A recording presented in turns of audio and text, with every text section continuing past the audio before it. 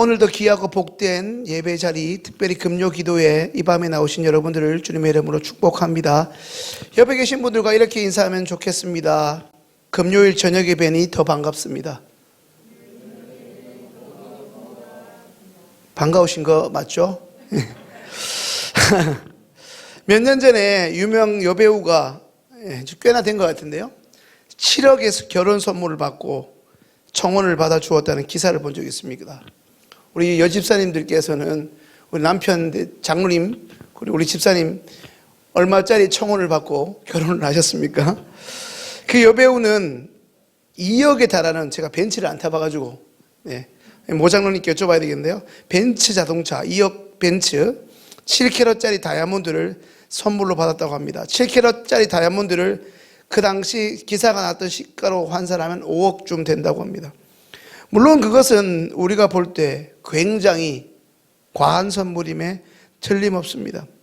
우리와 같이 평범한 일반 서민들이 볼 때 이런 기사를 보면 유명 여배우를 아내로 삼으려고 소위 돈 많은 부자가 자기가 가진 돈밖에 없는 그 돈 자랑하려고 그렇게 밖에 보이지 않을지도 모릅니다.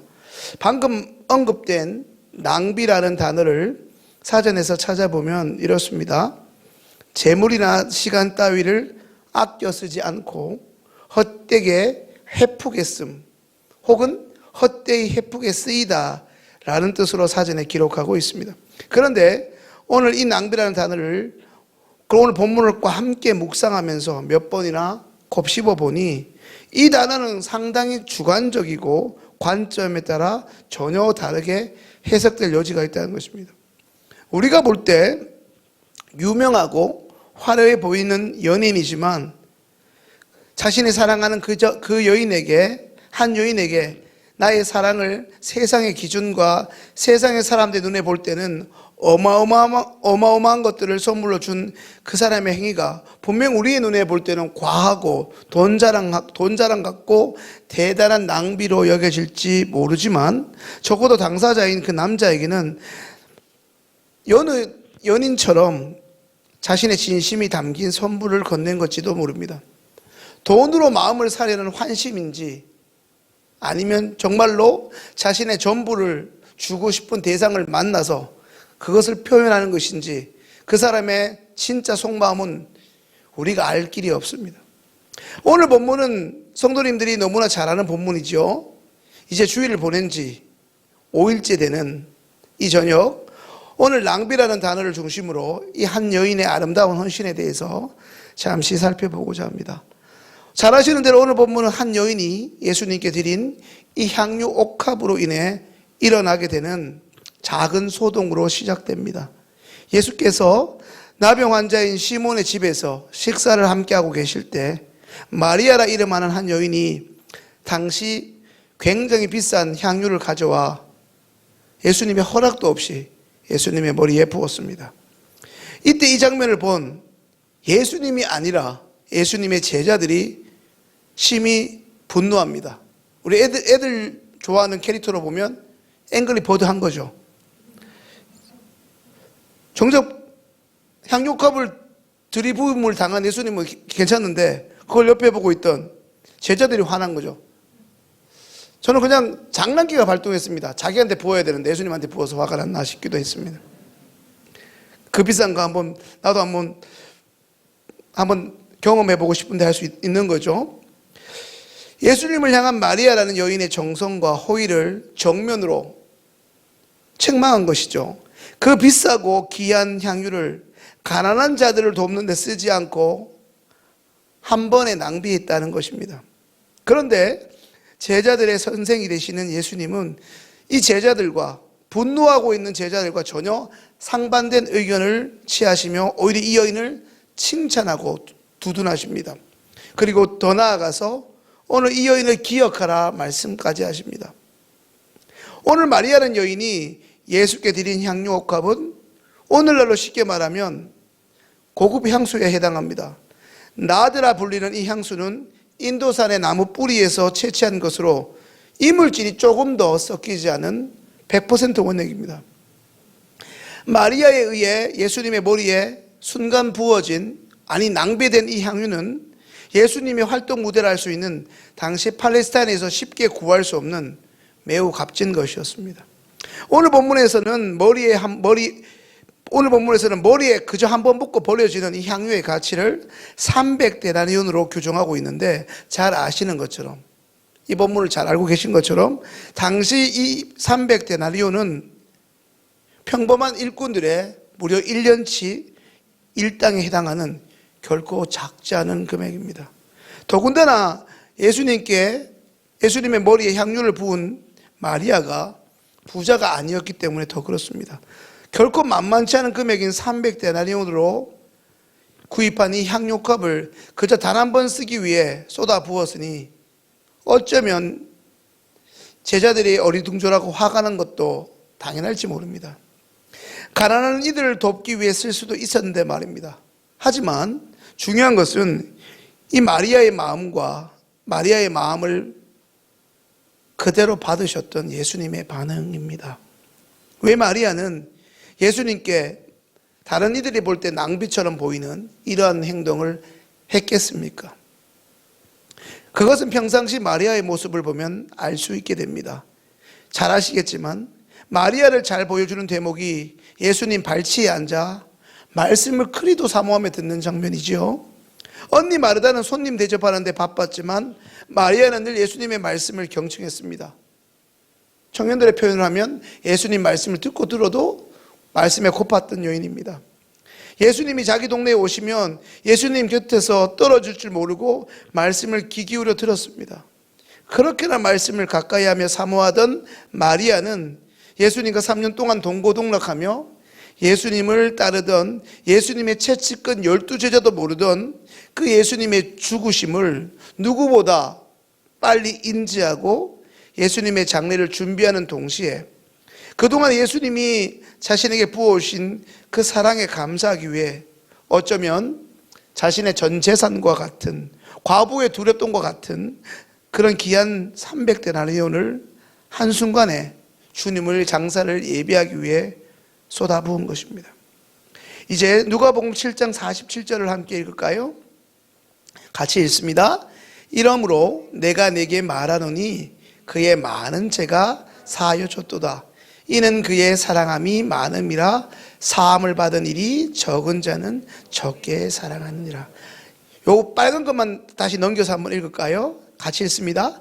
이는 그의 사랑함이 많음이라.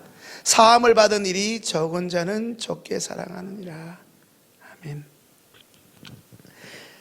방금 읽었던, 반복해서 읽었던 이 구절이 오늘 이 본문의 말씀을 준비하는 저에게 참 적지 않은 감동으로 다가왔습니다.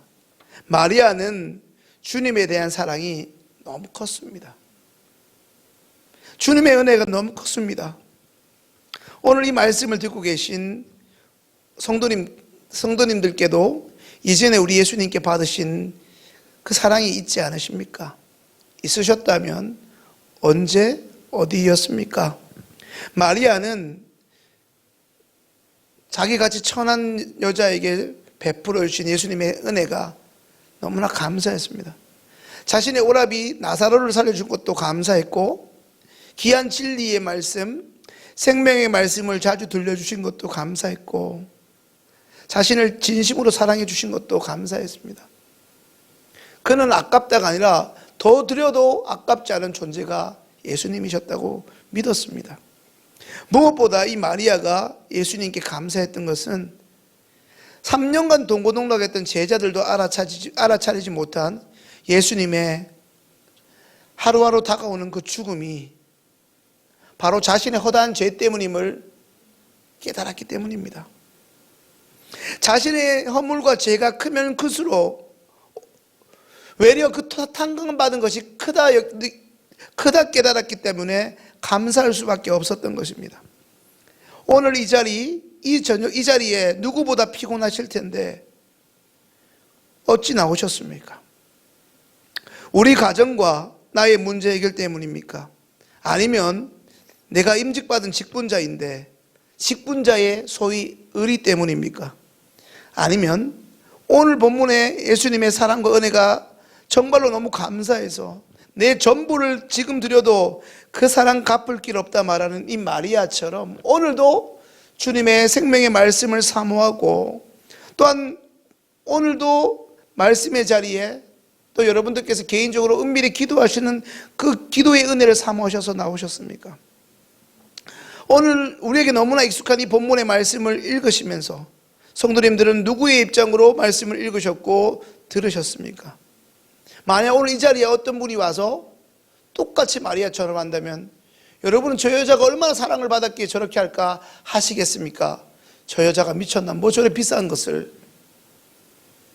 우리는 어쩌면 제자처럼 그렇게 반응할지도 모릅니다. 12제자처럼 돈도 없는 주제에 너무 오버하는 거 아니야 라는 관점으로 읽으신 분은 혹시나 아니 계십니까? 아니면 마리아처럼 나 또한 너무나 많은 사랑을 받고 용서함을 입은 죄인으로서 우리를 향한 하나님의 이야기로 들으십니까? 사랑하는 성도님들, 우리가 예수님을 닮았다는 것은 무엇입니까? 그것은 오늘 마리아처럼 날 위해 자신의 전부를 내어주시어 죽어 마땅한 우리를 죄의 구덩이에서 기꺼이 건지신, 그러면서 자기를 기꺼이 던지신 주님의 은혜에 감격하여 이제는 내가 주님을 위해 내 전부를 드릴 줄 아는 헌신적인 삶을 살겠다 또 다짐하고 결단하는 것이 아닙니까? 말씀을 정리합니다. 이 자리에 나오신 성도님들, 다른 사람 눈치 보지 마시고 우리 주님의 십자가가 다른 사람이 아니라 나 한 사람 때문임을 인정하십니까? 주님이 진정 소중하십니까? 하나만 더 묻겠습니다. 장로라는 직분, 혹은 저처럼 말씀을 전하는 목사라는 직분, 그 이름보다 그 자리를 우리 같은 자들에게 허락하신 그 주님이 정녕 여러분에게 세상의 어떤 것과 견줄 수 없을 만큼 귀하긴 하십니까? 그렇다면 다시 오늘부터라도 우리도 마리아처럼 우리가 가장 아끼는 것, 남아도 오는 것을 하나님께 드리는 것이 아니라 우리의 향유 옥합을 기꺼이 아낌없이 남김없이 주님께 드릴 줄 아는, 그것을 기뻐하는 자들로 하나님 앞에 재지 않고 계산하지 않고 하나님 내 전부이시니 하나님 달라 말씀하시면 주저함 없이 드릴 줄 아는, 그렇게 주님을 사랑하는 자들로 오늘 성령께서 십자가의 대를 다시금 깨닫게 하셔서 날마다 분마다 초마다 주님과 기쁜 대화를 이어가시는 믿음의 권속들 다 될 수 있기를 소망합니다. 예수님 믿고 신앙생활하는 거 세상 사람들이 말하는 것처럼 참 귀찮습니다. 힘들고 고된 일인지 모릅니다. 오늘도 분명히 보십시오. 불금이라고 하여 남들은 다 놀러도 갑니다. 요즘 주일제가 발달되어 얼마나 스키장에다 좋은 데 많이 가는지 모릅니다. 예수 믿는다고 하여 사기도 못 치고 얼마나 답답하고 바보같이 살아야 합니다. 맞지요? 하지만 하나님을 모르는 그들, 하나만 알고 둘을 모르죠. 우리에게는 그들이 결코 알지 못하는 주님께 받은 감당하지 못할 사랑이, 그 흔적이 우리에게 있다는 것입니다. 그 사랑 어찌 우리의 봉사와 희생에 비할 수 있겠습니까?